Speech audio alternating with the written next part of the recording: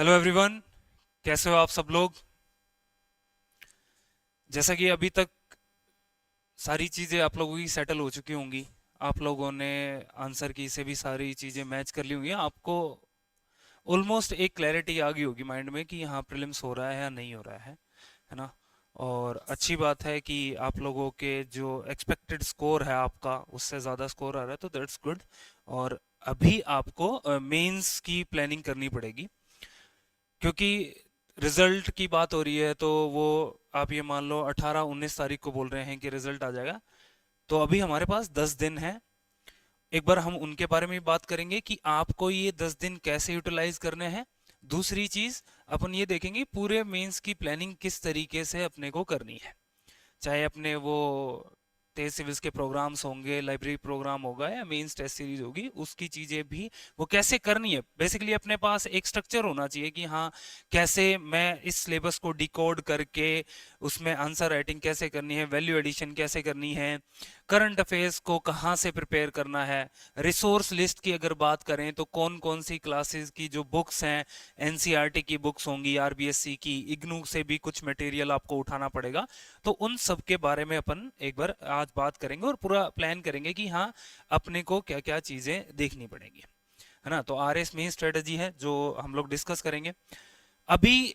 देखो सबसे पहली जो चीज है ना, आप लोग मेंस लिखने जा रहे हो तो आपको ये चीज एकदम क्लियर हो गई है कि आपके पास 130 डेज अभी बचे हैं। अगर आज से हम लोग बात करते हैं तो 130 डेज बचे हैं।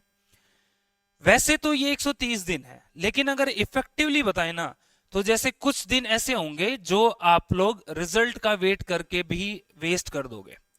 अभी ऑलरेडी आपने 5-6 दिन वेस्ट कर दिए होंगे, है ना, आंसर की मैच करने में। वहां की आंसर की देखी, वहां की देखी, फिर आरबीएससी से मैच किया, फिर चैलेंज किया कुछ क्वेश्चंस को, तो इस सब में अपना टाइम चला गया। अब रिजल्ट आएगा तब टाइम जाएगा। फिर आगे जैसे होली का भी टाइम आएगा, तो होली पे भी कम से कम 3 से 4 दिन आपके जाने वाले हैं, है ना।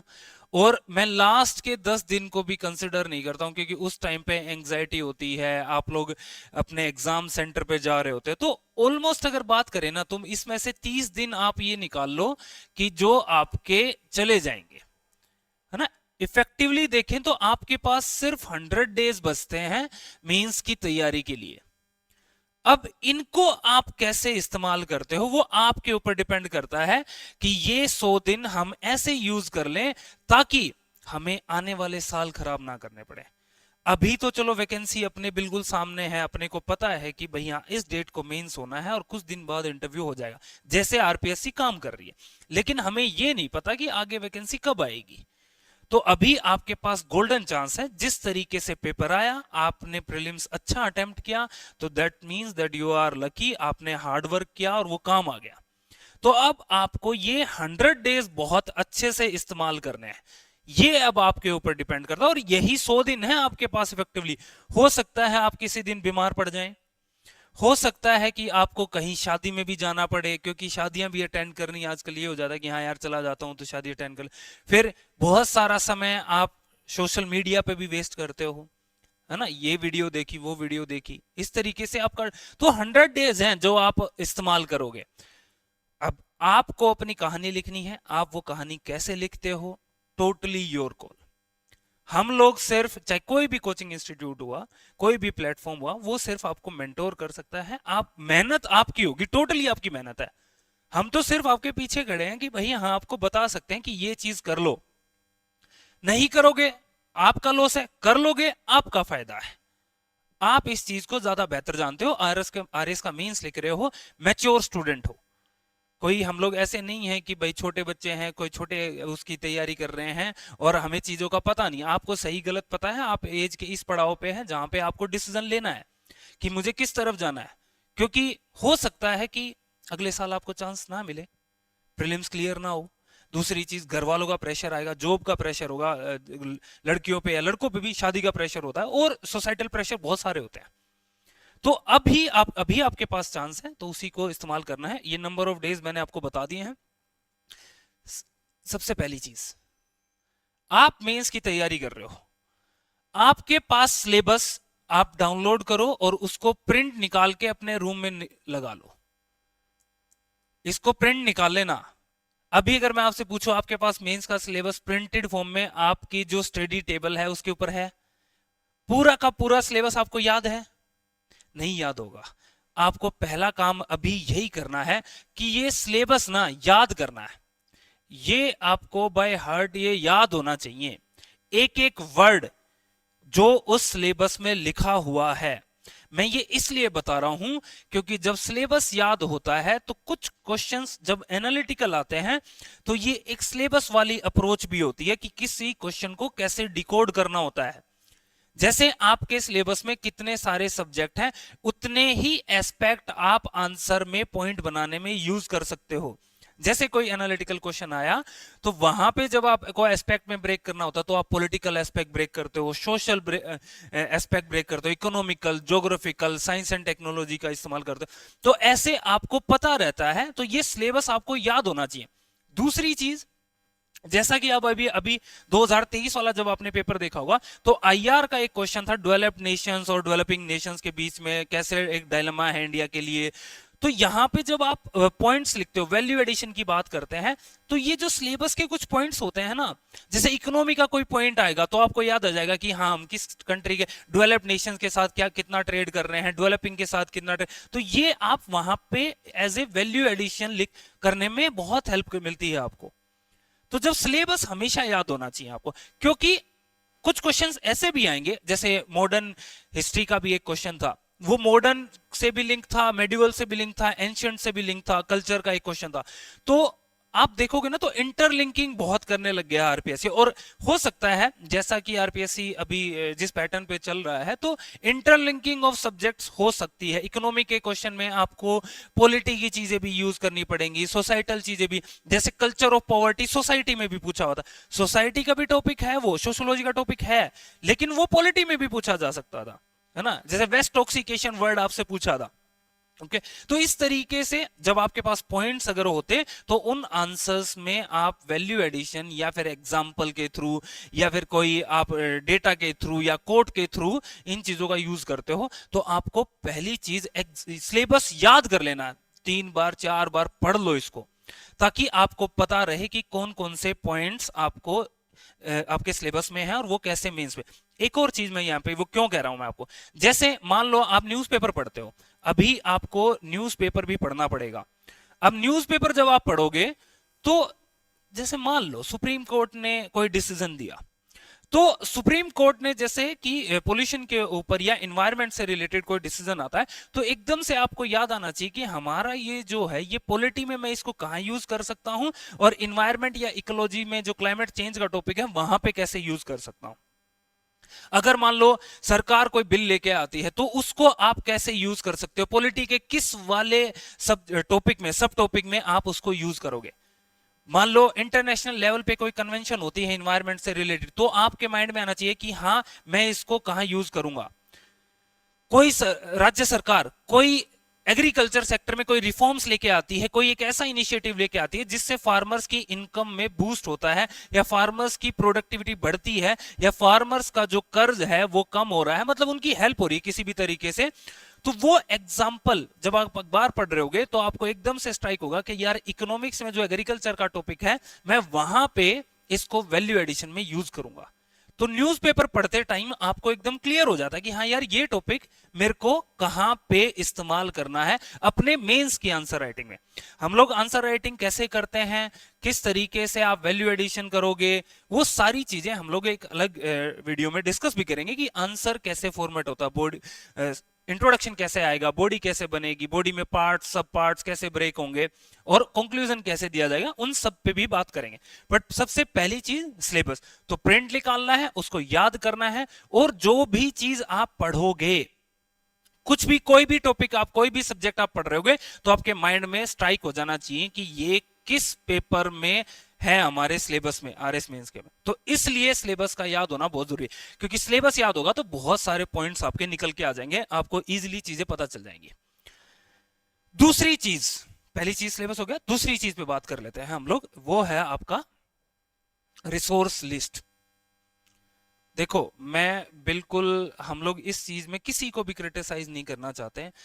मैं स्टूडेंट्स को ही ये चीज बोलना चाहूंगा, आप लोग बहुत मैच्योर बच्चे हो, आप लोग अपने करियर को बिल्ड करने के लिए इस एग्जाम की तैयारी कर रहे हो, बहुत रेपुटेड पोस्ट है, आपको भी पता है कि आपके लिए सही और गलत क्या है। आप ना, देखो, मैं किसी को वो नहीं बोल रहा, आपको एक चीज पता होगी, भाई आरएएस का एग्जाम, आरपीएससी का एग्जाम है, तो बुक्स, कुछ चीजें जैसे आरबीएससी की बुक्स ऑथेंटिक बुक्स हैं, एनसीईआरटी की बुक्स ऑथेंटिक हैं, आपको ये बात पता है, लेकिन आप ही नहीं पढ़ते हो उन्हें। आप खुद एक चीज देखना कि एनसीईआरटी की कितनी बुक्स हैं जो आपने पढ़ी हुई हैं, चाहे मैं वो सोशियोलॉजी की बात कर लूं, चाहे वो मैं इकोनॉमिक्स की कर लूं, पॉलिटी की कर लूं, वो क्या ऑडिट एंड अकाउंटिंग की अगर बात करें, क्या वो आपने बुक्स पढ़ी हुई हैं? नहीं पढ़ी हुई।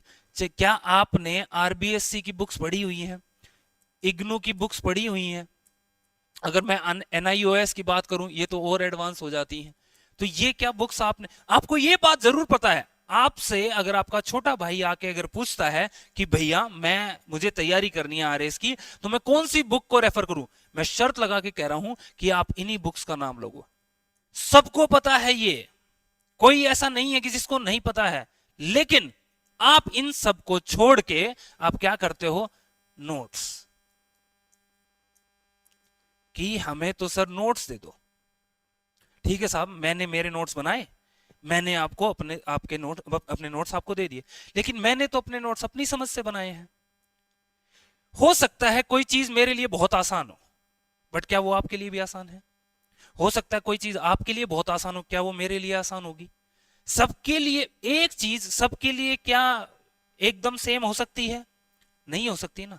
कल जैसे अपना जो आरएस इंटरव्यू का जो सेमिनार था, उसमें GL Sharma sir, doctor GL Sharma sir ने भी ये बात बोली थी, जब हम सब लोग सेम है ही नहीं, सबकी स्ट्रेटेजी सेम नहीं है, सबकी हॉबीज सेम कैसे हो सकती हैं? तो नोट्स में भी ऐसी चीज, मेरे बनाए हुए नोट्स या किसी और के या आपके खुद के बनाए हुए नोट्स सिर्फ आपके लिए ही वैल्यूएबल हैं। आप समझो इस चीज को, चाहे वो आपने कहीं से भी बनाए हो सकता है किसी पॉइंट को मैं बहुत शॉर्ट फॉर्म में लिख दूं और आप उसको पूरा सेंटेंस बना के लिख रहे होगे, या आप किसी पॉइंट को शॉर्ट फॉर्म में लिख दो, मेरे को वो सेंटेंस में समझ आना चाहिए था। तो नोट्स ठीक है, आप रिलाय करो, लेकिन आपको ये जो ऑथेंटिक बुक्स हैं, अच्छा जब पेपर आता है फिर आप मतलब लताड़ने लगते हो, गाली देने लगते हो कि यार नोट से पेपर नहीं आया। अरे ठीक है, नहीं आया पेपर, है ना भाई, हमने तो अपनी समझ से नोट्स बना दिए, आपकी क्या रिस्पॉन्सिबिलिटी? आपकी भी तो रिस्पॉन्सिबिलिटी है, आपकी रिस्पॉन्सिबिलिटी थी, आपको पता है ये बात, और खुद आप भी जब किसी भी संस्थान में काम करते हो या अपने छोटे भाई को सजेस्ट कर रहे हो, तो आप इन्हीं बुक्स का नाम ले रहे होते हो। आप सोचना कभी ये बात, आप बताते हो कि हाँ सर ये, कि अरे छोटू ये पढ़ लेना, यहीं से आएगा पेपर, आप क्यों नहीं पढ़ते फिर? आपको ये बात पता है कि हिंदी ग्रंथ अकेडमी की, मैं आपको किताब दिखा देता हूं, ये किताब है कंप्यूटर नेटवर्क की, हिंदी ग्रंथ अकेडमी किताब है। इस बार क्वेश्चन था difference between MAC address and IP address, question आया था, एज इट इज है इसमें। आपने पढ़ा? नहीं पढ़ा। ये कंप्यूटर नेटवर्क की किताब जो साइंस टेक्नोलॉजी का जो पहला टॉपिक है, इससे सारे के सारे क्वेश्चन हो रहे हैं। क्या आपने हिंदी ग्रंथ अकेडमी की जो कि ऑथेंटिक किताबें हैं, है ना, सरकार के द्वारा, सरकार भी इनको प्रमोट करती है, क्या वो आपने पढ़ी? नहीं पढ़ी। ठीक है, करंट अफेयर्स है, उस पर एक अलग बात करेंगे हम लोग। तो ये किताबें आपको पता होगा, आप जब आरबीएससी की किताब देखोगे तो उसमें हिस्ट्री का 12वीं क्लास का चौथा या सॉरी छठा चैप्टर है, पढ़ना ही पढ़ना है। आप जाके देखो, अकाउंट्स एंड ऑडिटिंग की किताबें हैं 11वीं 12वीं की, वहीं से सारे के सारे क्वेश्चंस आए थे। एक न्यूमेरिकल की अगर हम लोग बात कर हटा दें तो इस बार वो भी होगा, वो जैसे हमने किसी भी टेस्ट सीरीज में हमने कवर नहीं किया था, लेकिन वो कहीं ना कहीं 11वीं 12वीं की किताब में होगा वो न्यूमेरिकल। लेकिन बाकी इसके अलावा जो 6 क्वेश्चन थे, वो जो हमने अपने क्वेश्चन बैंक में बनाए थे, वो 6 क्वेश्चन हमने आरबीएससी से ही बनाए थे, वो आए भी थे, हमने कोई अलग चीज नहीं की, वो आरबीएससी की ही किताब है, वहां से चीजें हो रही हैं। ऐसे ही सोशियोलॉजी की किताब है, आप पढ़ो उनको, आप डिफाइन कर लो, अभी से ये लिस्ट बना के रख लो, अभी 2-4 दिन भले ही लग जाएं इस चीज के ऊपर आपके, आप प्रॉपर एक चीज डिसाइड कर लो कि ये वाला, जैसे मेंस का सिलेबस जो प्रिंट निकालोगे उस टॉपिक के सामने लिख लो कि ये जो टॉपिक है मुझे किस चैप्टर से पढ़ना है और कौन सी क्लास की बुक है, उस पर लिख लो। अभी रिसोर्स लिस्ट डिफाइन कर लो, वरना मैं फिर कह रहा हूं आप लोग फिर नोट्स के पीछे भागोगे। आप क्या करोगे कि सर कोई भी हमें पीडीएफ दे दो, पीडीएफ का एक जाल सा बन जाएगा, एक पीडीएफ सर्कुलेट होंगी टेलीग्राम के ऊपर, आप उन्हीं को प्रिंट निकालोगे। अच्छा, इसमें भी फिर एक और गड़बड़ है, आप एक ही टॉपिक की 5 पीडीएफ निकाल लोगे। भाई एक्स इंस्टीट्यूट से एक पीडीएफ आ गई, आपने वो भी पढ़ ली, वाई से एक पीडीएफ आ गई, वो भी पढ़ ली, जेड से एक पीडीएफ आ गई, वो भी आपने पढ़ ली, याद एक भी नहीं हुई। भाई किसी का भी पढ़ लो, कोई दिक्कत नहीं है, एक पढ़ लो ताकि याद तो हो जाए कम से कम। जब किसी एक रिसोर्स पे, एक सोर्स पे आप ट्रस्ट करना सीख लो कि जो आप पढ़ रहे हो वो ठीक है, अब इससे ही आएगा, जो आएगा नहीं आएगा तो भी देखा जाएगा। भाई आप ट्रस्ट तो करो, और बाकी चीजें आप खुद नोट्स करो, या फिर आप खुद देखो कि किसी टेस्ट सीरीज से उठा के कोई क्वेश्चन अलग दिख रहा हो तो उसको नोट कर लो आप। ये रिसोर्स लिस्ट आपको डिफाइन करनी पड़ेगी। कुछ टॉपिक एनसीईआरटी में बहुत अच्छे हैं, जैसे ज्योग्राफी के आप देखोगे या पॉलिटी के क्वेश्चन देखोगे, जैसे कल्चर ऑफ पॉवर्टी आया था, ये आपको एनसीईआरटी में चीजें मिल जाएंगी, आप देखना जाके। चाहे आप जैसे रीजनेबल रिस्ट्रिक्शंस वाला पॉलिटी का क्वेश्चन आया था, तो जब आप पढ़ोगे 11वीं क्लास के या 12वीं क्लास में, तो उसमें डायरेक्टली आपको भले ही ना मिले, लेकिन इनडायरेक्टली आपको वहां से पॉइंट्स मिल रहे होते हैं और आपकी समझ इतनी बन रही होती है कि आप आंसर को लिखने में सक्षम हो जाते हो। वहां पे डायरेक्टली नहीं लिख पाते कई बार हम चीजें, बट हाँ हमने अगर पढ़ा है, हमने उतनी अंडरस्टैंडिंग बनाई है, तो हम चीजों को कर पाते हैं, आंसर लिखा जाता है। ये चीज आपको करनी पड़ेगी। तो हर टॉपिक के सामने, कि जैसे अभी इकोनॉमिक्स के नोट्स के लिए बड़ा लफड़ा मचेगा, अभी आप भी देखना कि सर इकोनॉमिक्स तो बहुत स्कैटर्ड है। आप बैठो, गवर्नमेंट की साइट्स के डेटा उठाओ, एनसीईआरटी से पॉइंट्स उठाओ, आरबीएससी के चैप्टर्स से जो भी एग्रीकल्चर से रिलेटेड है, मैन्युफैक्चरिंग से रिलेटेड है, बैंकिंग से रिलेटेड है, या जिस भी टॉपिक से रिलेटेड है, उनको नोट करके आप ये डिसाइड कर लो कि ये वाला चैप्टर जो है, ये वाला टॉपिक है, मैं इस चैप्टर से ही पढ़ूंगा। तो ये आपको डिफाइन करना पड़ेगा। अब इसमें ये क्लियर हो गया आपको। नोट्स तो आप ठीक है देख लो, मैं नोट्स के बिल्कुल अगेंस्ट में नहीं हूं, बट आप सोचो चीजें, ये किताबें बहुत इंपॉर्टेंट हैं। हिंदी ग्रंथ अकेडमी की किताबें उठाओ, जैसे पब्लिक एडमिनिस्ट्रेशन की बात करोगे आप, तो आरबीएससी की किताब से ही पेपर था, लेकिन आपने नहीं पढ़ा हुआ था। हो सकता है कि आप ये झूठ बोल दो कि हाँ सर मैंने तो पढ़ लिया था सारा और ये चीज, बट कहीं ना कहीं अंदरूनी ये बात आपको पता है कि यार आपने कितनी आरबीएससी कितनी बार पढ़ी हुई है, एनसीईआरटी की किताबें कितनी पढ़ी हुई है, आप जानते हो, आप बेहतर जानते हो, मैं नहीं बता सकता ये चीज। तो ये चीजें हैं। और हम लोग जो हमारा, जैसे चाहे वो टेस्ट सीरीज हो, चाहे फिर वो हमारा क्यूबिट जो प्रोग्राम होता है, आंसर राइटिंग चैलेंज होता है, आप लोगों से यहाँ पे आंसर लिखवाएंगे हम लोग डेली, तो वो सारे के सारे हम लोग ट्राई करते हैं कि इन्हीं बुक्स से कवर किए जाएं। करंट अफेयर्स से पे भी हम लोग एक बार बात करेंगे अभी, है ना। उससे पहले हम लोग पीवाईक्यू एनालिसिस की बात कर लेते हैं। तो हम लोगों ने सिलेबस पे बात की कि आपको सिलेबस याद होना चाहिए, आपकी रिसोर्स लिस्ट आपको डिफाइन करनी पड़ेगी। पीवाईक्यू की बात करो, अभी जैसे 10 दिन मैंने बताया रिजल्ट के, अभी मान लो 10 दिन है ना, तो आप एक काम करो, सारे के सारे पेपर्स उठा लो, प्रिंट निकाल के रख लो उनको, या फिर हमारी वेबसाइट पे भी, इवन टेलीग्राम चैनल पे भी मैं आप लोगों के साथ शेयर कर दूंगा।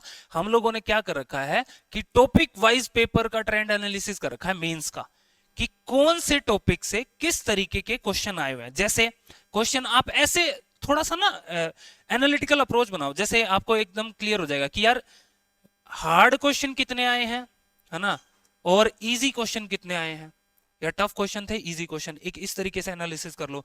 फिर आप देखोगे तो आपको एक एनालिसिस ये भी हो जाएगा कि यार फैक्चुअल क्वेश्चन कितने थे वर्सेस एनालिटिकल कितने थे।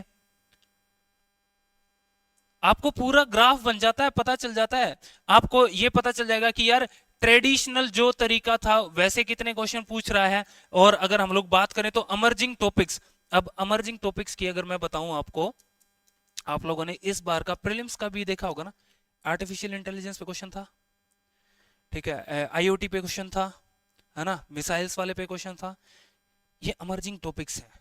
सेम आप अगर मेंस का टॉपिक उठा के तो चैट जीपीटी पे क्वेश्चन था, है ना, तो ये जो बायोटेक्नोलॉजी पे क्वेश्चन था, इधर प्रीलिम्स में भी था, मेंस में भी था।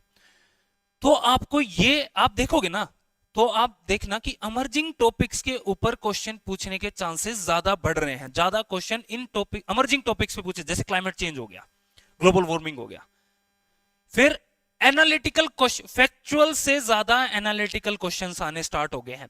इसका मतलब एक क्लैरिटी हम लोगों के माइंड में बन रही है, एक थॉट एकदम एक पिक्चर एकदम क्लियर हो रही है। वो क्या है कि मैं जब कोई टॉपिक पढ़ रहा हूँ तो मुझे इसमें आउट ऑफ द बॉक्स सोचना है। जैसे कोई भी अगर टॉपिक है तो उस टॉपिक पे खाली मैं डेफिनेशन याद करके नहीं रह जाऊंगा, मुझे यह भी सोचना है कि ये कितने एस्पेक्ट्स पे यहां से क्वेश्चन ओपन हो सकता है। आपको सोचना पड़ेगा। जैसे आप देखोगे, है ना, डिफरेंट डिफरेंट एस्पेक्ट, जैसे आईआर का क्वेश्चन था, है ना, आईआर वाले क्वेश्चन में भी था, या फिर आप देखोगे इन्वायरमेंट में भी क्वेश्चन आए हैं। तो उसमें आपको ये रियलाइजेशन होना स्टार्ट हो जाता है कि यार डायरेक्ट नहीं है, मेरे को इसके इंपैक्ट पूछ रहा है।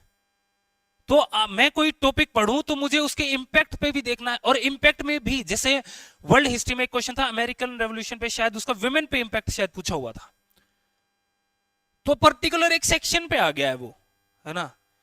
सेम ऐसे ही जब आप कोई टॉपिक पढ़ रहे होगे तो आपको, जैसे फर्स्ट वर्ल्ड वॉर का, सेकंड वर्ल्ड वॉर का सोसाइटी पे क्या इंपैक्ट था, इवन एग्रीकल्चर पे क्या इंपैक्ट था, आप साइंस एंड टेक्नोलॉजी में क्या चेंजेस हुए वर्ल्ड वॉर के बाद, तो आपको इस तरीके से सोचना पड़ेगा। ग्लोबल वार्मिंग क्या किसी कंट्री के लिए पॉजिटिव भी हो सकती है, या सिर्फ ग्लोबल वार्मिंग नेगेटिव ही है, ऐसा भी आपको सोचना पड़ेगा। क्लाइमेट चेंज हो रहा है, उसके इंपैक्ट्स की अगर हम बात करें तो विमेन्स पे क्या इंपैक्ट, विमेन पे क्या इंपैक्ट होंगे, आपको पॉइंट लिखना। तो मतलब आपको कोई भी टॉपिक पढ़ते टाइम थोड़ा सा उसका एनालिटिकल अप्रोच कि उसका क्या इंपैक्ट है, या एप्लीकेशन बेस्ड, जैसे अगर नैनो टेक्नोलॉजी पे क्वेश्चन आता है तो नैनो टेक्नोलॉजी कैसे फार्मर्स की प्रॉब्लम्स को सोल्व कर सकती है। और अगर मैं इसी को थोड़ा सा आगे इंटीग्रेट कर दूं क्वेश्चन में कि नैनो टेक्नोलॉजी कैसे बूम ला सकती है एग्रीकल्चर सेक्टर में, और इंडियन इकोनॉमी को वो चेंज कर सकती है, तो वो वहां पे लिंकिंग हो जाती है क्वेश्चंस की। तो ये आपको थोड़ा सा सोचना पड़ेगा। ऐसा नहीं है कि सिर्फ मैंने नैनो टेक्नोलॉजी के किसने बनाई, कहां से, कौन फादर ऑफ नैनो टेक्नोलॉजी है, 4 पॉइंट की कौन कौन सी अप्रोचेज हैं, टॉप डाउन बॉटम अप, ये अप्रोच याद कर लियो हो गया, ऐसा नहीं। आपको थोड़ा सा एक स्टेप फर्दर जाना पड़ेगा, आपको चीजें उसी तरीके से एनालाइज करनी पड़ेंगी। अगर एनालिटिकल पेपर आता है, फैक्चुअल आता है what is a nano technology या फिर व्हाट इज आर्टिफिशियल इंटेलिजेंस, तो आप लिख दोगे, डेफिनेशन तो आपके हर नोट में आपको मिलेगी, आप उसको लिख के आ जाओगे। और वो आइडिया हमें, जो प्रीवियस ईयर क्वेश्चंस जब आप देखोगे तो एकदम पिक्चर क्लियर हो रही होती है कि हाँ एनालिटिकल जो टॉपिक्स हैं या एनालिटिकल जो क्वेश्चंस हैं अमर्जिंग टॉपिक्स के साथ, उनका ट्रेंड बढ़ रहा है। फैक्चुअल क्वेश्चन कम हो रहे हैं, मैं ये नहीं कह रहा कि फैक्चुअल क्वेश्चन नहीं आ रहे हैं, लेकिन उसके साथ साथ एनालिटिकल क्वेश्चन ज्यादा बढ़ रहे हैं। तो इसलिए आपको, इवन आप ये भी आपको पता चल जाएगा कि यार इस बार जैसे इंपीरियलिज्म का क्वेश्चन भी पूछा हुआ था, है ना, कि पहले तो इन टॉपिक्स पे क्वेश्चन नहीं पूछ रहा था, अब ये टॉपिक पे भी क्वेश्चन पूछा, कौन सा टॉपिक छूटा हुआ है, इस बार हो सकता है कि इस टॉपिक से क्वेश्चन पूछ ले। तो ये आपको प्रीवियस ईयर क्वेश्चन जब आप देखते हो उनको बैठ के एनालाइज करो। हम पीडीएफ भी आप लोगों के साथ शेयर कर देंगे, ये प्रॉपर पीडीएफ बनी हुई है, इवन हर सब्जेक्ट की बनी हुई है कि पब एड का कौन से टॉपिक का क्या ट्रेंड एनालिसिस है, पॉलिटी का क्या ट्रेंड एनालिसिस है, ये आपका अगर ज्योग्राफी का अगर बात करें तो ज्योग्राफी का क्या ट्रेंड एनालिसिस है। ओके, तो वो सारी पीडीएफ्स हैं, हम आप लोगों के साथ वो शेयर कर देंगे। आपको ये करना पड़ेगा और ये खुद से करो तो ज्यादा बेटर है, अंडरस्टैंडिंग तभी डेवलप होती है। आगे आ जाते हैं शॉर्ट नोट्स की अगर बात करें, जैसे मैंने आप लोगों को बताया, है ना, कि बुक्स रिसोर्स लिस्ट आप डिफाइन कर लेते हो, तो शॉर्ट नोट्स बना लो, खुद से बना लो। अब वो कोई और बना के दे ये आपके लिए बेनिफिशियल नहीं हो सकते, वो आपको ही बनाने पड़ेंगे। हमने इस पे बात की, तो हर टॉपिक के ना शॉर्ट नोट्स बना लो। जैसे मान लो कोई भी टॉपिक है, या कोई भी, जैसे आप क्लाइमेट चेंज की बात करते हो, तो मैं तो बस ऐसे लिख दूंगा इसको, आपको थोड़ी फिर समझ में आएगा यार क्या बात कर रहा है क्या नहीं, क्या लिख रहा है। मेरे लिए तो बस इतना, मैं तो फटाफट उसको किसी भी चीज में कि क्या इम्पैक्ट होगा, इम्पैक्ट में भी मैं इसको पॉजिटिव नेगेटिव करके यहाँ पे 5 पॉइंट लिख दूंगा, यहाँ पे 5 पॉइंट लिख दूंगा। ये मेरे लिए मेरे शॉर्ट नोट्स हैं, मुझे समझ आ रहे हैं, मैं लास्ट में जब रिवीजन कर रहूंगा तो हाँ मुझे क्लैरिटी आ जाती है कि हाँ ठीक है। अगर मैं बात करूँ तो जैसे मैं अगर पॉलिटी में मैं फेडरलिज्म पे कि फेडरलिज्म किस तरीके से सेंट्रलाइजेशन टेंडेंसी को खत्म कर रहा होता है, तो उसके कुछ एग्जाम्पल्स हैं, तो मैं तो सीधा सीधा ऐसे भी बना सकता हूँ। समझ आ रहा है? तो आप अपने शॉर्ट नोट्स खुद बनाओ। जब आप अपना पढ़ रहे हो तब ही चीजों को बहुत एक एक वर्ड में वो आपको समझ आ जाने चाहिए कि आप क्या। जैसे अगर मान लो इस बार प्रीलिम्स में भी पूछा था, ये प्रेसिडेंट का इलेक्टोरल प्रोसेस आ गया था ना पूरा, और इलेक्टोरल प्रोसेस शायद मेंस में राज्यसभा का पूछा हुआ था। तो वो आप किस तरीके से कि स्टेप 1 क्या है, स्टेप 2 क्या है ना, कौन कौन लोग इलेक्टोरल कॉलेज में आते हैं, तो वो फटाफट आप शॉर्ट नोट बना के ऐसे कि भाई हाँ ये लोग होते हैं, तो फटाफट लिख सकते हो। वो आप अपने तरीके से आप ही बना सकते हो, उन पे रिलाय करो। कहीं भी कोई पॉइंट मिला, एग्जांपल लिख लिया फटाफट कि हाँ यार ये मैं इस टॉपिक में ऐड कर सकता हूँ। एक अपना एक नोटबुक या रजिस्टर अपने साथ रखो और शॉर्ट नोट्स बनाते जो भी पढ़ते। सेंटेंस मत लिखो दोबारा यहाँ पे। शॉर्ट नोट्स की भी किताब मत बनाओ अपनी खुद की, वो पेजेस पे कि यार मैं चाय पीने जा रहा हूं तो मैंने एक पेज उठाया और मेरा एक टॉपिक कवर हो गया। मैंने पूरा का पूरा देख लिया कि एग्रीकल्चर में क्या क्या चीजें, कौन कौन से फैक्ट्स हैं, क्या नेगेटिव हैं, क्या पॉजिटिव है, गवर्नमेंट की स्कीम क्या है, राजस्थान गवर्नमेंट की क्या स्कीम है, वर्ल्ड लेवल पे क्या क्या इनिशिएटिव एग्रीकल्चर सेक्टर में किए जा रहे हैं, वो मैंने सारे देख लिए। हाँ पता चल गया कि कैसे करना है। कोई पर्टिकुलर स्कीम जैसे सॉरी जैसे 3 या 4 स्कीम्स आई हुई थी इस बार मेंस में, तो वो आपने नीचे स्कीम्स लिख ली फटाफट शॉर्ट फॉर्म में करके, उनकी क्या क्या डिटेल्स हैं, क्या क्या क्राइटेरियाज हैं, कौन कौन बेनिफिशियरी हैं, उनके स्टेक होल्डर कौन कौन है, वो आपने छोटे या शॉर्ट नोट बना के लिख लिया। ये आपको करना पड़ेगा। क्यों, मैं इसलिए भी बता देता हूं, क्योंकि जब लास्ट में जब 1 महीना बचेगा ना, तब आप एकदम ऐसे हड़बड़ा जाओगे कि मैं यार ये किताब तो कैसे पढ़ूं अब, तब वो बहुत डिफिकल्ट हो जाएगा आपके लिए। तो इसलिए वो रिवीजन के लिए बहुत हेल्पफुल होगा आपके लिए, आपको बनाने पड़ेगी। क्लियर हो रहा है? कोई दिक्कत तो नहीं है ना? ये चीजें आपको करनी पड़ेंगी भाई अगर मेहनत करनी है तो, वरना तो फिर चीजें चली रही हैं, फिर वो 2 साल और 3 साल और बैठना है, वो आप लोगों की चॉइस है वो तो। आंसर राइटिंग प्रैक्टिस की बात कर लेते हैं, ठीक है? सिलेबस देख लिया, पीवाईक्यू की पे बात कर ली, शॉर्ट नोट्स पे बात कर ली, सोर्सेज पे बात कर लिया, वो आंसर राइटिंग प्रैक्टिस की बात कर लेते हैं। एक चीज अगर आप लोगों ने लास्ट ईयर का पेपर दिया होगा और आप लोगों ने अगर पेपर देखा होगा, तो ये चीज आपको क्लियर होगी होगी, या फिर जो आपके जो फ्रेंड्स पेपर दे के आए होंगे उन्होंने भी ये बात बता दी होगी कि अगर आप लिखोगे नहीं ना तो पेन चलेगा नहीं। हमारी क्या प्रॉब्लम होती है कि हम लोग ना पढ़ते रहते हैं कि यार कंटेंट में याद कर लेता हूं, पहले याद तो कर लूं सारा फिर लिखूंगा। कितना भी याद कर लो, जब लिखने की बारी आती है ना तो 4 पॉइंट 3 पॉइंट बाद ना पेन नहीं चलता। और वो तो डायरेक्ट क्वेश्चन की बात कर रहा हूं, और थोड़ा सा इनडायरेक्ट क्वेश्चन आता है, एनालिटिकल क्वेश्चन आता है, तो आपसे लिखा ही नहीं जाएगा, बहुत डिफिकल्ट हो जाता है वहां पे। और वो कोई क्वेश्चन ऐसा आ जाता है, जैसे इस बार बहुत हुआ था, 5 नंबर का क्वेश्चन 10 नंबर में पूछ लिया, तब आप वहां पे सोच ही नहीं पाते कि मैं इसमें अब क्या लिखूं, मैंने तो सिर्फ 5 नंबर का ही लिखा था।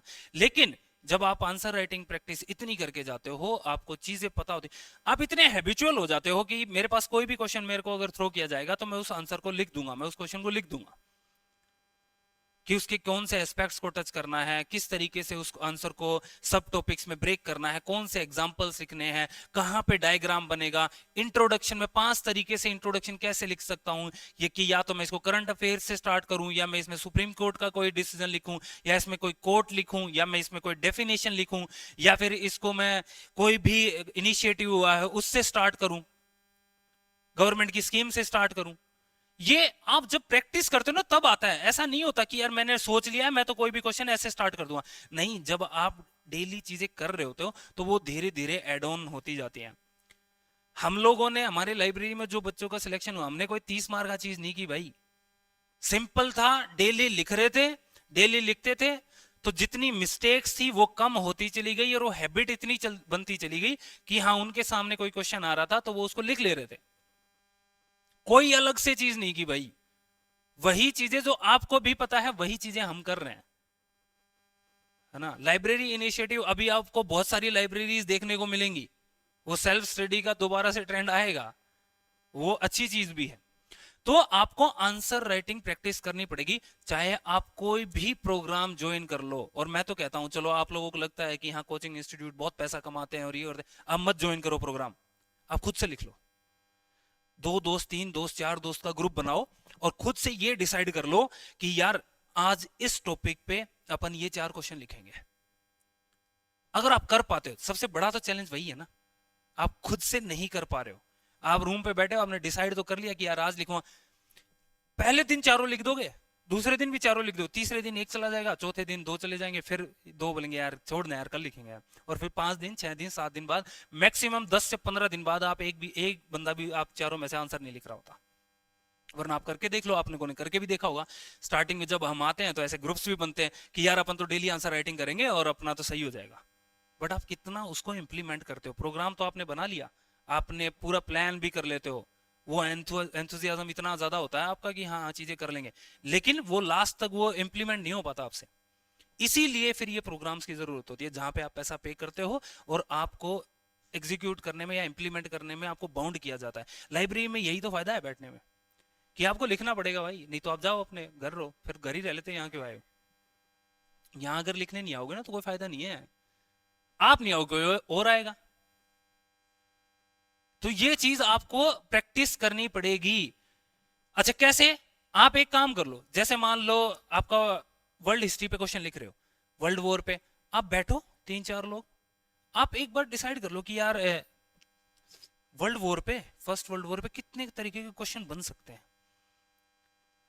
और अच्छा चलो और मैं बताता हूं, और नहीं करना तो ये काम तो कर सकते हो ना, आपने 11th क्लास की वर्ल्ड हिस्ट्री पढ़ ली, वर्ल्ड वॉर का चैप्टर पढ़ लिया, उसके पीछे के क्वेश्चंस हैं, वो पीछे के क्वेश्चंस तो प्रैक्टिस कर सकते हो। आपको क्वेश्चन बनवाने के लिए किसी को पैसा भी नहीं देना, अब तो वो पीछे के क्वेश्चन कर लो आप, आपको ये भी क्लियरिटी हो जाएगी कि आपने जो पढ़ा है क्या वो आपको आता है या नहीं आता है, या कि आपने सही से पढ़ा या नहीं पढ़ा। ऐसे ही एनसीईआरटी के एग्रीकल्चर चैप्टर को उठाओ और उसके पीछे के जो आंसर है वो लिख डालो। पॉलिटी का कोई चैप्टर उठाओ, उसको उसके पीछे के दिए हुए आंसर लिख डालो, आपको क्लैरिटी हो जाएगी, एकदम पता चल जाएगा। आंसर राइटिंग करो खुद से। चेक कैसे कराना है? आप अपने दोस्त से ही कराओ, या आपके आसपास अगल बगल लाइब्रेरी में, या फिर कोई सीनियर जूनियर जिसका सिलेक्शन हो रखा हुआ है, जिसका इंटरव्यू कॉल है, वो उनको आंसर भेज दो, पीडीएफ बना के हमें भेज दो यार, हम चेक कर देंगे। यहाँ आ जाओ, ऑफिस में आप लोग आ ही रहे हो, यहाँ पे आ जाओ, जो भी मेंटोर फ्री बैठा होगा आप लोगों को बता देगा। लेकिन लिखना तो पड़ेगा ना, तो ये चीज आपको डिफाइन करनी पड़ेगी, आपको वो प्रैक्टिस करनी पड़ेगी। आप ऐसा नहीं होता कि आपने सोच लिया और मैं तो यार हर आंसर में ये डायग्राम बना दूंगा, मैं तो जब मन करूंगा तब ये बना दूंगा, हाँ भाई ऐसे करके ऐसे नहीं हो पाता जब तक आप प्रैक्टिस नहीं कर रहे होते। आपको ये डिफाइन नहीं हो पाता कि यार मेरे को इंट्रोडक्शन जो हो 3 लाइन, 2 से 3 लाइन में खत्म करना है। आप क्या करते हो, इंट्रोडक्शन जब स्टार्ट करते हो तो 6 लाइन में तो इंट्रोडक्शन नहीं आ रहा होता, फिर समझ आता है अरे यार बॉडी कहां लिखेंगे इसकी, या इसका इस क्वेश्चन का एक एक पार्ट तो भूल ही गए। भाई मार्क्स तो आपको बराबर मिलेंगे ना हर पार्ट के, आप एक पार्ट को भूल ही जाते हो, फिर ध्यान आता है अरे यार ये अब स्पेस नहीं बचा, अब क्या करें। तब ये गड़बड़ होती है, और ये इसीलिए होती है कि आप जब प्रैक्टिस नहीं कर। लेकिन जब आप इतनी आंसर राइटिंग प्रैक्टिस कर चुके होते हो तो आपको बहुत हेल्प होती है। जैसे हमारा क्यूबिट प्रोग्राम आता है ना, क्यूबिट का जो आंसर राइटिंग चैलेंज होता है उसमें हम लोग डेली आंसर राइटिंग कराते हैं। आपको 10 क्वेश्चन देते हैं जीएस के, टॉपिक डिफाइन होते हैं, आपको क्वेश्चन मिल जाते हैं, आपको उनके आंसर लिखने होते हैं, फिर मेंटोर आके आप लोगों की कॉपीज चेक करता है, देखते हैं, डिस्कशन करते हैं आप लोगों से। मैं ही नहीं कह रहा हमारा ज्वाइन करो, कहीं भी करो, खुद से कर लो, बट लिख लो, क्योंकि पेपर वैसा आएगा, एनालिटिकल आएगा, आपका स्टैंडर्ड आपको बढ़ाना पड़ेगा, जैसे आरपीएससी अपना स्टैंडर्ड इवॉल्व कर रही है। नहीं लिखोगे तो फिर वही चीजें होंगी, वो फिर मार्क्स नहीं आ रहे होंगे वहां पे, आपको लगेगा यार मैंने तो तैयारी तो की थी, और फिर से आपकी तैयारी में 1 साल और एड ऑन हो जाता है वहां पे। तो ये आपको आंसर राइटिंग, और आंसर राइटिंग के ऊपर भी हम लोग एक अलग से पूरा प्रोग्राम तो खैर आ ही रहा है क्यूबिट हमारा, बट हाँ इस पे ये भी सेशन लेंगे कि आंसर राइटिंग करते कैसे हैं, 2 नंबर के क्वेश्चन को कैसे लिखना है, 5 नंबर के को कैसे लिखना है, 10 नंबर के को कैसे लिखना है, कैसे इंट्रोडक्शन के भी कितने तरीके हो सकते हैं, बॉडी में भी आप कैसे सब पार्ट में डिवाइड कर सकते हो, कहां पे डायग्राम बनेगा, कहां पे डायग्राम नहीं बनेगा, कंक्लूजन को किस तरीके से वे फॉरवर्ड या वो विजनरी बनाना है, या कैसे आपको बताना है कि हाँ किसी प्रॉब्लम को सोल्व करना है तो वो कैसे आप कंक्लूजन में ऐड ऑन करोगे, ये सारी चीजें हम आप लोगों को बताएंगे प्रॉपर, यहाँ पे लिखवाएंगे भी, आपके आंसर्स में भी देख लेंगे, और प्रॉपर एक वीडियो में भी आपको एक्सप्लेन कर देंगे, कोई क्लास ले लेंगे यहाँ पे। ठीक है, तो ये ऐसे आंसर राइटिंग की बात करें। रिवीजन, आपको अभी से ये चीज डिफाइन करनी पड़ेगी कि आप अपने सिलेबस को कितने दिन में रिवाइज करोगे, है ना। जैसे क्या होता है कि अपन डेली जब आंसर राइटिंग कर रहे होते हैं तो अपन ने टॉपिक को डिवाइड कर लेते हैं 5 डेज में, है ना, कि भाई इस टॉपिक से ये वाले क्वेश्चंस आपको दिए जाएंगे, तो ऐसे कर करके 5 दिन अपन चीजें करते हैं। 6th डे जो होता है उस दिन आप लोगों का रिवीजन होता है, तो आप भी ऐसे क्या करो, एक प्लान बना लो जिसमें आप रिवीजन रख रहे हो, खुद से ही उस प्लान पे काम करो कि हाँ यार मैंने 4 दिन पढ़ लिया, मैंने ये टॉपिक पढ़ लिया, अब मैं इसको रिवाइज करूंगा। फिर 10 दिन बाद एक बार फिर से उसी चीज को उठा लो। एक बार पढ़ने में आपको 4 घंटे लगे हैं, दूसरी बार रिवीजन करते में हो सकता है कि 2 घंटे लगे, फिर जब तीसरी बार जब उस चीज को पढ़ रहे हो तो 1 ही घंटे में आप रिवाइज कर रहे होगे, और वो जो शॉर्ट नोट्स की बात की तो वो बहुत हेल्प करेगा, वहां पे आपकी टाइम को बहुत कम कर सकते हो आप। आपको बार बार चीजें रिवाइज, क्योंकि मैं एक और चीज अब यहाँ पे मैं रिवीजन का क्यों कह रहा हूं, जैसे आप कोई भी टेस्ट सीरीज लगाओगे अभी आप, तो जो पहला टेस्ट हो रहा होगा ना जिस सब्जेक्ट का, वो दोबारा नहीं आएगा। इतनी 100 दिन तो है आपके पास, कितने दिन आपके पास, 100 डेज है भाई। आप इन 100 डेज में आप सोच लो कितने सारे सब्जेक्ट्स हैं, उन सब्जेक्ट्स को कितनी बार आप मल्टीप्लाई वो रिवीजन कर सकते हो, आप कितना टाइम एक सब्जेक्ट को दे सकते हो, ये खुद से कैलकुलेट कर लेना आप। फिर आपको उसमें टेस्ट भी लिखने हैं, फिर उसमें जो आपकी छुट्टियां भी हैं, आप इधर उधर भी घूमोगे, वो सारी चीजें आप कैलकुलेट करना है कि हाँ मेरे को सोशियोलॉजी को कितना टाइम मैं दे पाऊंगा, कितनी बार मेरा इसमें रिवीजन होगा। आप देखना, आपको आपके पास बिल्कुल 2 बार से मतलब अगर अच्छे से पूरा टाइम लगा करो तो एक बार रिवीजन ही होगा, वो दूसरी बार में जल्दी जल्दी होगा। ज्यादा से ज्यादा 2 बार रिवीजन करने का ही टाइम आपको मिलेगा, तो इसलिए रिवीजन का शेड्यूल आपको बनाना पड़ेगा, वो घंटे निकालने पड़ेंगे कि हाँ यार मैंने 1 घंटा उठा के पिछले वीक का एक बार मैं फटाफट रिवाइज कर लेता हूँ, या फिर जो मैंने टेस्ट लगाया था इसी संडे को एक बार देख लेता हूँ कि मैंने गलतियां कौन सी की थी इस टेस्ट में, क्योंकि हमें तो एट लास्ट क्या होता है, गलतियां ही कम करनी होती है। क्लियर है, तो ये रिवीजन पे भी आपको एक शेड्यूल बनाना है, 7 दिन में, 10 दिन में, 15 दिन में, 30 दिन में चीजों को बार बार उठा के रिवाइज करना पड़ेगा। ठीक है, हमारे यहाँ पे रिवीजन टेस्ट भी होंगे, बट वो आपको अपने तरीके से भी चीजें करनी है। टेस्ट सीरीज, अब देखो फिर स्टूडेंट्स इसमें बहुत क्रिटिकल होता है कि यार टेस्ट सीरीज नहीं लगानी चाहिए, लगानी चाहिए, आपकी चॉइस है, मत लगाओ, खुद से कर लो। मैं कहता हूं मत लगाओ टेस्ट सीरीज। आप सारे पेपर्स, किसी भी इंस्टीट्यूट के पेपर आपको मार्केट में मिल जाते हैं, आप प्रिंट आउट निकालो, प्रिंट आउट निकाल के आप खुद से उस पेपर को सोल्व करो, और अपने किसी सीनियर जूनियर दोस्त भाई से चेक करा लो, और देख लो कि आपके वही तो चीजें हो रही थी भाई। इंस्टीट्यूट्स में कौन लोग चेक कर रहे होते हैं, आपके ही भाई बंधु चेक कर रहे होते हैं, ये तो क्लियर, ये रियलिटी, ये पता है, सबको पता है। तो आप भले ही कहीं पे पैसा देके मत लिखो, लेकिन आप टेस्ट लिखो, टेस्ट से आपको ये डिफाइन हो जाता है कि हाँ यार 3 घंटे में मैं कैसा परफॉर्म कर रहा हूं। वो जो मेंटल प्रेशर होता है, जैसे प्रीलिम्स का पेपर आप लोगों ने देखा होगा, तो उस पेपर को उस 3 घंटे में बैठ के सोल्व करना बहुत मुश्किल है, बाहर आने के बाद आप सोल्व कर सकते हो सकता है आपको इजी लगे हो, लेकिन वहां पे बैठ के आप उस चीज को कैसे कर रहे हो ये बहुत मैटर करता है। तो आप टेस्ट लगाओ, वहां पे आप टेस्ट सीरीज में भी आप एक और चीज इंश्योर करो, ये चीज कि कैसे कॉपी चेक हो रही है। आप देखो क्या कॉपी चेक के बाद भी आप लोगों से बात हो रही है, मेरी कॉपी चेक हो गया उसके बाद मेरे तो मैंने देख लिया यार 90 नंबर है, अब मैं क्या करूं, मुझे काम करेगा इस 90 से आगे कैसे स्कोर बढ़ाना है, इस पे काम करना है। वहां पे मेंटोर होगा, जहां पे भी ज्वाइन करोगे वहां पे मेंटोर की हेल्प लो, नहीं तो जिन भाई ने भी जो कॉपी आपकी चेक की है उससे कि भाई मैं अब इम्प्रूव कैसे करूं, या जिसने इंटरव्यू दिया हो उससे पूछो, या जिसने मेंस निकाला हुआ हो, और या क्या बोलते हैं आपका जो सिलेक्टेड हो, है ना, उनसे बात करो, आपके टीचर से बात करो कि सर मेरे को ये जो एक्स स्कोर है मेरे को अब इससे वाई पे लेके जाना, तो वो मैं कैसे लेके जाऊं, क्या चीजें अपनी कॉपी में एड ऑन करूं, आप बात करो। आप जो इस टेस्ट सीरीज का जो सॉल्यूशन मिलता है उस सॉल्यूशन में जो पॉइंट्स हैं या जो एग्जांपल्स हैं वो एग्जाम्पल्स आप अपने नोट्स में, जो शॉर्ट नोट्स आपने बनाए हैं, उन शॉर्ट नोट्स में ऐड कर लो। क्यों? क्योंकि ये जो फिर आपको चीजें याद रह जाती हैं और आपका आंसर बेटर बना सकती हैं। किसी आंसर में आपने कोई पॉइंट नहीं लिखा, लेकिन आपको आंसर की में मिल गया, उसको लिख लो, आपको याद हो गया, वो आपके नोट्स बन गए। या किसी और की कॉपी उठा के देख लो कि हाँ, उस टेस्ट में जो टॉपर है उसकी कॉपी उठा के देख लो कि उसने कैसे पॉइंट्स लिखे हैं, उसने क्या डायग्राम बनाए हैं, कौन से किस तरीके से अपने आंसर की स्टार्टिंग की है। तो टेस्ट सीरीज का यूज करो, खाली ज्वाइन करके ना लिखना कोई फायदा नहीं। हाँ, पैसा ज्यादा हो रहा है तो वैसे ही दे जाओ, क्या दिक्कत है अपने को, तो हमें तो पैसा चाहिए भाई। भैया आपने ज्वाइन कर ली और लिखा ही नहीं, फिर फायदा क्या है, क्यों कर रहे हो ज्वाइन आप? क्लियर है ना? ये टेस्ट सीरीज ज्वाइन करो, कॉपी चेकिंग देखो। दूसरी चीज, जो क्वेश्चंस है, क्वेश्चंस की क्वालिटी देखो आप। क्वालिटी के बाद आप ये देखो कि कहां से क्वेश्चन बन रहे हैं। सोर्सेज की अगर बात करें, अगर एनसीईआरटी, आरपीएससी जो बुक्स हम लोगों ने बात की है ना, या फिर मैं बात करूं एनआईओएस, ओके, या इग्नू, यहां से क्वेश्चंस बन रहे हैं, तो आप देखो वहां से ऑथेंटिक क्वेश्चन होंगे।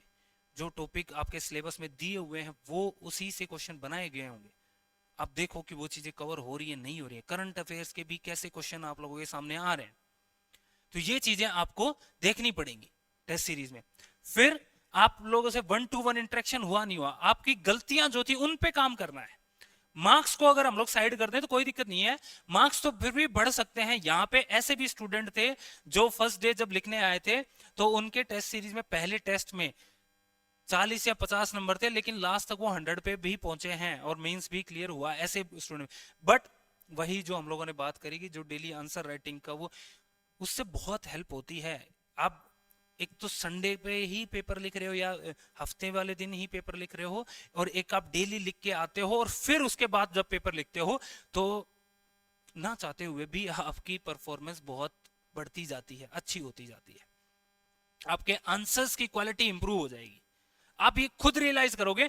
आप चाहे अभी इस बार करके देख लेना, जब फर्स्ट डे जब आंसर राइटिंग कर रहे होगे यहाँ पे या फिर कहीं पे भी, आप उस फर्स्ट डे के पेपर को रखना, और जब 15 दिन बाद अपने एक और पेपर को देखना, और 20 दिन बाद, 30 दिन बाद भी पेपर को देखना, आपको खुद ये चीज रियलाइज हो जाएगी कि हाँ, आपके आंसर्स जो है वो इंप्रूव हो रहे हैं।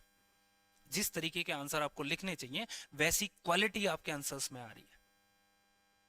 और फिर जब आप टेस्ट लिखते हो, कहीं से कोई टेस्ट मिल जाए भाई, प्रिंट आउट मिल जाएगा, उठाओ लिख डालो। एक टेस्ट सीरीज ज्वाइन करो, एक प्रिंट आउट निकाल के उठा के चेक करा लो, क्या दिक्कत है? और नहीं तो ज्यादा, अगर मान लो कोई दोस्त नहीं कर रहा है तो बोलो ना भाई, मैं 200 रुपए दे दूंगा तेरे को, मेरी कॉपी चेक कर दे यार, इतना कर लो। ये तो कर ही सकते हो ना, यही तो होता है भाई। भाई तुम पेपर निकालो, लिखो, दोस्त को बोल भाई जो सिलेक्टेड है या फिर इंटरव्यू दिया कि भाई ये 200 रुपए पकड़, मेरी कॉपी चेक करके दे दे। इंस्टीट्यूट्स में भी तो इतना ही मिल रहा होता है ना, तो आप करा लो चेक, क्या दिक्कत है आपको? लेकिन वो आपके अंदर फिर वो डेडिकेशन होना चाहिए कि हाँ, आप उसको खुद से कर रहे होगे। वरना आप क्या करोगे, एक ही बार 200 रुपए दोगे, फिर दूसरी बार की, अरे भाई मैं नहीं करा रहा, ऐसा होता है। ये कंसिस्टेंसी नहीं आ रही होती आपके अंदर। ठीक है, तो ये टेस्ट सीरीज आपको देखनी पड़ेगी। अब आ जाती है वैल्यू एडिशन की, बात कर लेते हैं। वैल्यू एडिशन पे बहुत बात होती है कि हाँ यार, वैल्यू एडिशन करना है ना, ये पॉइंट्स लिखने चाहिए और इस तरीके से आंसर लिखना चाहिए। बहुत अच्छी बात है, होना चाहिए, आपका आंसर बाकियों से अलग होना चाहिए। आपके आंसर के अंदर ऐसे पॉइंट्स होने चाहिए जो एग्जामिनर को अच्छे लग रहे हैं। और वो ऐसा नहीं कि फूल पत्ती बना दी, वो डिजाइन की बात नहीं कर रहा, वो जो पूछा गया है ना वो लिखना है। हम आंसर राइटिंग में चीज बात करेंगे। क्या होता है, दो डिफरेंस होता है, एक तो आप वो लिखते हो जो आपको आता है, और एक ये वो चीज लिखनी होती है जो पूछी गई है। दोनों बातों में बहुत डिफरेंस होता है। आप पूछा गया है वो नहीं लिख रहे हो, आप वो लिख रहे हो जो आपको आता है, वहां पे फिर वो कांटा लग जाता है। वैल्यू एडिशन, अभी प्रीलिम्स की तैयारी करके आए हो ना, अब प्रीलिम्स में आपने फैक्ट्स पढ़े होंगे, वही वैल्यू एडिशन है, वही वैल्यू एडिशन है। आपने ये फैक्ट पढ़ लिया होगा कि एग्रीकल्चर लैंड राजस्थान में कितना है, आपने ये फैक्ट कहीं ना कहीं पढ़ लिया होगा इकोनॉमिक सर्वे में कि अभी क्या जीडीपी है।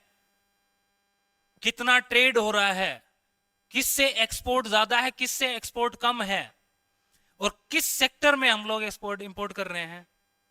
ये सारी चीजें पढ़ी होंगी, पॉलिटी में पढ़ लिया होगा आपने कि भाई पार्लियामेंट से रिलेटेड कौन सा आर्टिकल है, प्रेसिडेंट से रिलेटेड कौन से आर्टिकल है, प्रियम्बल में क्या क्या चीजें मेंशन है, कौन कौन से वर्ड्स हैं, कौन सा अमेंडमेंट कब हुआ, ये सारी चीजें आप पढ़ के आए हो ना, सब चीजें याद होंगी। यही चीजें आपको एज ए एग्जाम्पल में लिखनी होती हैं। जब आप आंसर लिख रहे होते हो तो जो पॉइंट लिखा है या सब पॉइंट लिखा है, उस सब पॉइंट को आपको जस्टिफाई करना होता है। वो जस्टिफाई करना ही वैल्यू एडिशन है। जब आप किसी बात को तथ्यों से आप उस चीज को प्रूव कर रहे होते हो, तो हाँ, ये ऑथेंटिसिटी बढ़ जाती है उस चीज की। समझ रहे हो? अभी जैसे अगर कोई बोले कि आपका प्रीलिम्स का पेपर कैसा हुआ, तो एक बात आप बोलोगे कि सर अच्छा हुआ, और एक आप ये बता दो कि सर मेरे 100 से ऊपर नंबर आ रहे हैं। अच्छा हुआ का क्या मतलब है? नहीं पता भाई, हो सकता है आपके लिए 50 नंबर भी अच्छा हो। मैंने तो उम्मीद ही 20 नंबर की थी, मैंने 30 नंबर की थी, मेरे तो 50 आ गए, तो मेरे लिए तो बढ़िया। समझ रहे हो? तो जब आप फैक्ट्स दे रहे होते हो, आप डिफाइन कर रहे होते हो, जब आप बताते हो कि इंडिया चाइना रिलेशन पे अगर कोई क्वेश्चन आ गया, और वहां पे जब इकोनॉमी का पॉइंट लिखते हो, तो आप बोलते हो कि इंडिया चाइना के साथ हमारा ट्रेड डेफिसिट है या ट्रेड सरप्लस है, आप बताते हो वहां पे। आप जब क्लाइमेट चेंज का एग्जांपल आता है, तब बताते हो वहां पे कि इंडस्ट्रियल रेवोल्यूशन के बाद कितना टेम्परेचर जो है ग्लोबल अर्थ का बढ़ गया है ना। आप बताते हो जब एग्रीकल्चर में बात आती है कि फार्मर्स का सुसाइड रेट क्या है। वो एग्जांपल्स लिखते हो, वो पॉइंट्स लिखते हो, वही वैल्यू एडिशन है। आपकी प्रेजेंटेशन, आप आंसर को कैसे प्रेजेंट कर रहे हो, और इसमें काम आता है न्यूज़पेपर। ये सबसे बड़ा रोल होता है न्यूज़पेपर का। जब आप अपने आंसर लिख रहे होते हो, तब आपको डिफाइन होता है, आपकी बहुत हेल्प होती है कि यार इंट्रोडक्शन कैसे स्टार्ट करना है। आप जब आर्टिकल पढ़ रहे होते हो द हिंदू में या इंडियन एक्सप्रेस में या हिंदी के न्यूज़पेपर राजस्थान पत्रिका में, तब आपको जो आर्टिकल्स आए हुए हैं उनके लास्ट में जब वो कंक्लूड कर रहे होते हैं, तो वो आप देखोगे वे फॉरवर्ड दिखेंगे, वो आपको विजनरी दिखेंगे आपको। तो वहां से कोई ना कोई कंक्लूजन हम लोग उठा लेते हैं और अपने आंसर्स में उसको इनपुट कर देते हैं। यही वैल्यू एडिशन है। डायग्राम बनाना, ताकि आपकी वो सिंपली वो प्रेजेंटेशन है कि आपका आंसर बिल्कुल समझ आ गया है एग्जामिनर को कि आप एक्सप्लेन क्या करना चाह रहे हो यहां पे। यही सारी चीजें हैं वैल्यू एडिशन। वैल्यू एडिशन में इतना भी नहीं घुसना है, क्योंकि सारे फैक्ट्स आपको काम नहीं आने, सारे कोट्स आपको काम नहीं आने कि आपने एक ही चीज पे 100 कोट याद कर लिए, लिख आप एक भी नहीं रहे हो वहां पे, याद ही नहीं आ रहा आपको, ये डिफाइन नहीं। आप एक एक टॉपिक के ना ऐसे कर लेना, 5-6 फैक्ट्स देख लें। जैसे एग्रीकल्चर सेक्टर के ऊपर आप 5-6 फैक्ट्स याद कर लो, आपको पता चल जाएगा कि ये फैक्ट मैं कहां पे यूज कर सकता हूं। एजुकेशन सेक्टर पे आप देख लो कि ग्रोस एनरोलमेंट रेशियो कितना है, प्राइवेट स्कूल्स में कितना एनरोलमेंट है, गवर्नमेंट में कितना है, गवर्नमेंट स्कूल्स कितने हैं, हायर एजुकेशन में भाई अगर हम लोग बात करें तो सेक्स रेशियो किस तरीके से डिवाइडेड है ना, कि भाई फीमेल्स कितनी है, मेल्स कितनी है, हायर एजुकेशन में कितने लोग जाते हैं, गवर्नमेंट कॉलेजेस कितने। ये फैक्ट्स कुछ आप लिख लोगे तो वही आपकी वैल्यू एडिशन होगी। कौन कौन सी गवर्नमेंट की स्कीम्स बनाई गई है एजुकेशन सेक्टर, ऐसे ही हेल्थ सेक्टर में कि सेंटर की कौन सी स्कीम है, स्टेट की कौन सी स्कीम है। आपने 5-5 स्कीम लिख ली और उन्हीं को यूज करो आप, क्या दिक्कत है। आपको ये जरूरी थोड़ी है कि भाई 50 याद करनी है आपको, कि यार ये स्कीम क्यों लिख दी इसने हेल्थ में, यहाँ पे वहां पे ऐसे थोड़ी होता है, आप लिख सकते हो। तो ये वैल्यू एडिशन है, ये आपको चीजें करनी पड़ेगी, वो हम लोग आंसर राइटिंग में चीजें देखेंगे भी। करंट अफेयर्स ऑलरेडी मैं आप लोगों को बता चुका हूं। करंट अफेयर्स में अखबार पढ़ा, आज का अखबार उठाया है ना, आज के अखबार में आपने देखा कि सरकार की कोई स्कीम आई, इसको इंटीग्रेट कर लो अपने नोट से, कि आप इसको एजुकेशन सेक्टर में लिखोगे, हेल्थ सेक्टर में लिखोगे, या फिर पॉलिटी में किसी आंसर में यूज करोगे आप। क्लियर है? किसी स्टेट गवर्नमेंट में कोई इनिशिएटिव हुआ, उसको पॉइंट बना के लिख लिया, या फिर कोई समिट हुआ और किसी समिट में इन्वायरमेंट कंजर्वेशन के लिए कोई इनिशिएटिव स्टार्ट किया गया, तो आपको पता चल गया कि यार हाँ, मैं इसको इस वाले टॉपिक में, जो मैंने आपको पहले बात बताई थी कि आपको वो चीजें अपने नोट्स में इंटीग्रेट करनी पड़ेंगी, वो वहां पे लिखनी पड़ेंगी। अब इसके लिए ऐसा नहीं है कि भाई 4 घंटे न्यूज़पेपर ही पढ़ रहे हो, 2 घंटे न्यूज़पेपर ही, नहीं भाई। आपको न्यूज़पेपर जब उठाते हो तो हेडिंग से ये बात आपको पता चल जानी चाहिए कि ये टॉपिक मैं पढ़ूं या नहीं पढ़ूं, ये मेरे सिलेबस से रिलेटेड है या नहीं है। अखबार में ऐसी भी चीजें आ रही होती हैं कि भाई फलाने की भैंस चुरा लेगे कोई, तो उसको उसको नहीं पढ़ना है भाई, ठीक है, वो हमारे कोई काम की नहीं है वहां पे, समझ रहे हो? तो आपको डिफाइन करना पड़ेगा कि कौन सी न्यूज पढ़ूं मैं, ठीक है, कि ये हीरोइन किसके साथ घूम रही है, ये हीरो किसके साथ घूम रहा है, आपका कोई मतलब नहीं है उस चीज से। क्लियर है कि आईआईटी बाबा वाले का वीडियो आया नहीं आया, आप छोड़ दो उस चीज को। आप तो अखबार पढ़ते टाइम या न्यूज देखते टाइम ये देखो कि हाँ ये जो न्यूज है ये मेरे लिए कैसे रेलिवेंट है, और आरएस के मेंस के सिलेबस में ये कहां किस टॉपिक से जुड़ी हुई है। अगर जुड़ी है, वो अटैच्ड है, तो आप उस चीज को लिख लो वहां पे नोट्स बना के। ऐसे आपको करना पड़ेगा। और करंट अफेयर्स का रोल बहुत बढ़ने वाला है, आप ध्यान रखना ये चीज। कांस फेस्टिवल पे क्वेश्चन पूछ लिया था, वो बहुत अनप्रिडिक्टेबल क्वेश्चन था, लेकिन वहीं पे G20 पे भी क्वेश्चन था। आईआर का क्वेश्चन कितना मस्त क्वेश्चन आया हुआ था, चैट जीपीटी पे क्वेश्चन पूछा था। आप जैसे डीप सीक न्यूज में है ना, हो सकता है क्वेश्चन बन जाए। कोविड वैक्सीन के भी, वैक्सीन के ऊपर भी क्वेश्चन, डीएनए के ऊपर, है ना, क्योंकि बायोटेक्नोलॉजी में भी बहुत सारी चीजें, क्योंकि टेक्नोलॉजी बहुत ज्यादा इवॉल्व हो रही है, तो वहां से क्वेश्चन है। तो ऐसे ही कोई वैक्सीन अभी आई हो तो वहां से क्वेश्चन पूछने के चांसेस हो सकते हैं। या ज्योग्राफी में बात करें तो कोई रिसेंट में कोई कहीं पे डिजास्टर आया हो, तो उससे रिलेटेड, हाँ, कि क्या रीजंस रहे होंगे। जैसे एल नीनो ला नीनो पे क्वेश्चन पूछता है कि इस साल एल नीनो था तो बारिश हुई नहीं हुई, इंडिया के मानसून पे क्या इंपैक्ट हुआ। रीजन होता है क्वेश्चन पूछने का कोई भी चीज का, ऐसा नहीं कि रैंडम उठा के क्वेश्चन पूछ लिया जाता है। तो वो चीज आपको करंट अफेयर्स में देखनी पड़ेगी। क्लियर है? मिस्टेक्स की बात कर लेते हैं अब। ये सारी चीजें देख ली, अब आप लोगों के बारे में बात कर लेते हैं। देखो आप लोग जुड़े हुए हो ना, मैं अब भी ये बात बोल रहा हूँ कि जितने स्टूडेंट यहाँ बैठे हुए हैं ना, आप सब लोग लास्ट तक है ना, आपके 20% स्टूडेंट बचेंगे। और किसी भी टेस्ट सीरीज में, मैं आप सिर्फ टेस्ट सीरीज की बात नहीं कर रहा, किसी भी XYZ इंस्टीट्यूट की बात कर लो, किसी भी प्रोग्राम की बात कर लो, 20 से 30% स्टूडेंट्स ही वो होते हैं जो लास्ट तक टिकते हैं। लेकिन तैयारी करने तो आप सब लोग आए हुए हो। कुछ लोग ऐसे होते हैं जो जयपुर रहने के लिए तैयारी करते हैं कि यार जयपुर रहने को मिल जाएगा या पर्टिकुलर इस सिटी में रहने को मिल जाए, तैयारी कर लेते हैं। ये आपको पता है कि आपने कितने टेस्ट लिखे, आपने घर से पैसा तो मंगा लिया टेस्ट सीरीज का, बट वो गया कहां? आपने डेली कोई क्वेश्चन लिखा नहीं लिखा, आपने सिलेबस के जो टॉपिक्स हैं उन सिलेबस के टॉपिक के शॉर्ट नोट्स आपके पास हैं या नहीं है, यू नो। हम नहीं बताएंगे ये चीज, आप करते हो।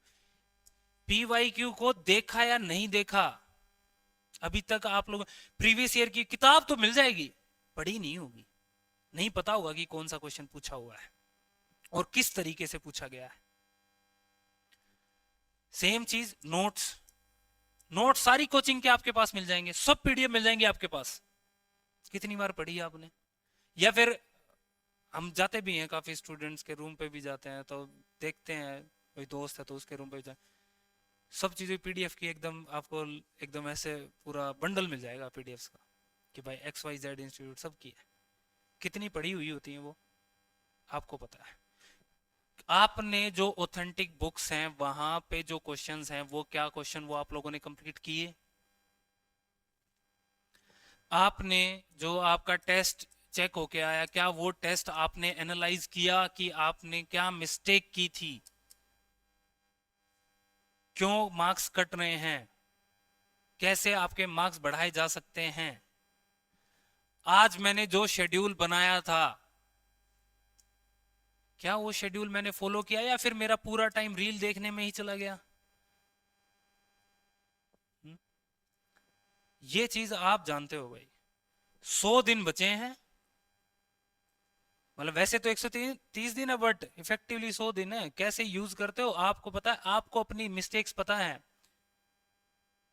कि यार वेब सीरीज आ गई, वेब सीरीज निपटा लेता हूँ पहले, टीवीएफ पे बढ़िया वेब सीरीज आ गई है, वो देख लेता हूँ। नेटफ्लिक्स पे ये वाला शो आया है यार, ये देख लेता हूँ। अरे चल यार, आज तो कोई दिक्कत नहीं, शादी में हो जाते हैं, घुमाते हैं यार। आज तो पार्टी कर लेते हैं, WTP चलते हैं, छोड़ना यार, पढ़ लेंगे। आज वाला टेस्ट नहीं लिखते हैं। और उसी दिन वाले से क्वेश्चन आ गया तो ये तो डिफाइन नहीं कर सकते ना आप। क्या पता उसी दिन जो उस दिन पेपर आया था वो क्वेश्चन आ गया तो आप अपनी मिस्टेक्स पे काम करो, आप खुद सोचो कि क्या कमियां हैं आपके अंदर, कैसे उनको इम्प्रूव करना है ना। हम लोग तो सिर्फ सपोर्ट कर सकते हैं भाई। मेहनत आपकी है टोटल, आप लाइब्रेरी में बैठोगे तो ठीक है, नहीं बैठोगे तो आपकी चॉइस है। हम तो ज्यादा से ज्यादा क्या कर देंगे, इतना कर देंगे कि आपके घर पे फोन कर देंगे कि साहब आपका बच्चा यहाँ पे लाइब्रेरी में एनरोलमेंट है इसका, अभी पढ़ाई नहीं कर रहा है, आप अपना ले जाओ बच्चे को, बस इतना कर देंगे हम तो।